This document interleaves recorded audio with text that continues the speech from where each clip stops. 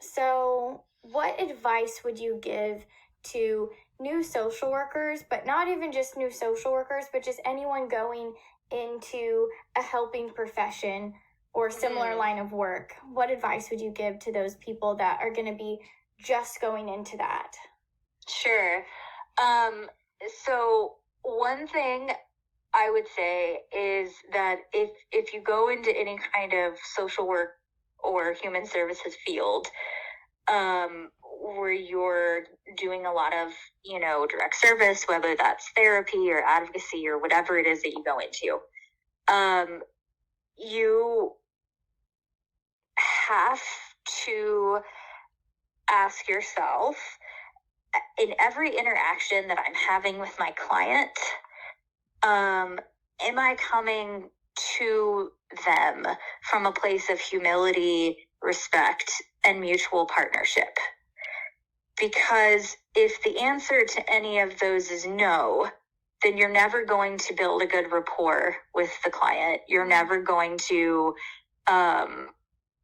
really get anywhere with them.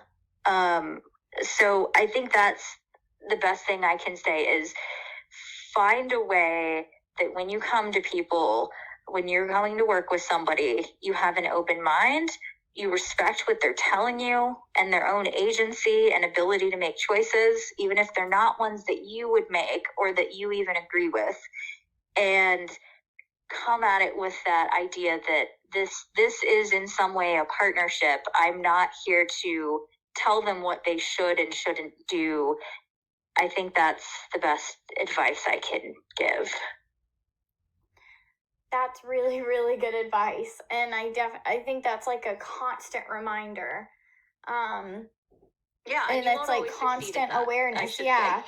Yes. Sometimes, you're human, right? And so there are going to be times where you work with people that you maybe don't like personally, but you have to be able to find a way to put that aside, because otherwise you are not going to.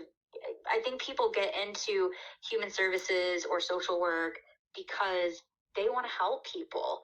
That's why we do it, right? It's not because you want to tell people what to do or you want to, make people feel bad. We want to help people. But to do that, you have to be willing to help whoever comes to you and meet them wherever they're at in that moment and be okay with that and kind of reserve your judgments. Right. Yes. And then if you absolutely can't, I refer them to someone who can. Sure. Yeah, and that's going to happen. I've worked with a ton of different people over the years, from all different walks of life. And, most of the time, approaching them in the way I described has really served me well. But there have been times where I could not do that. And if that happens, that's okay. You're only human, but you need to recognize that and then refer them to somebody who can do that for them. Right. Because they still deserve that, even if you can't give that to them. Yes. Yes. I mean, yeah, that's in the code of ethics, actually. Yes. Every person has dignity and worth. Yeah. Okay, so this question is, what would be the best method for people to contact the Willow? So when you're trying to, raise awareness about the Willow, is that mainly through social media? Do people mainly reach out to you by a phone number or going in person to an office?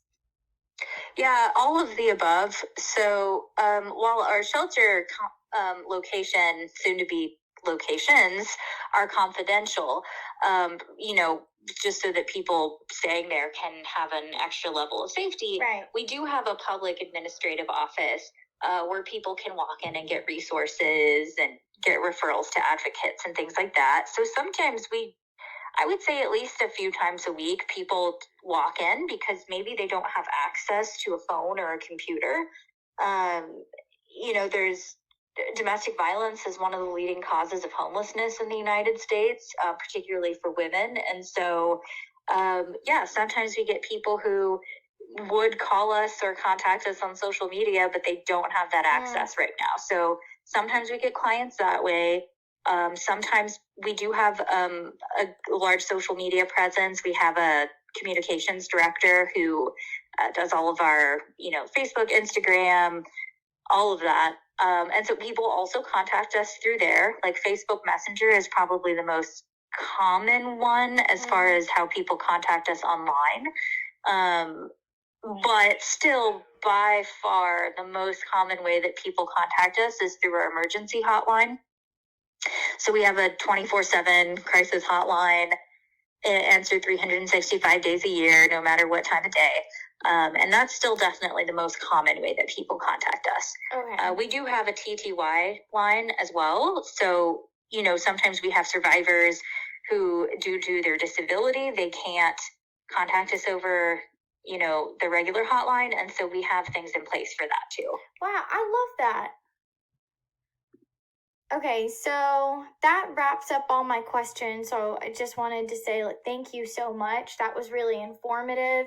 That was educational, and I feel like I definitely learned a lot, and I really appreciate it. So thank you.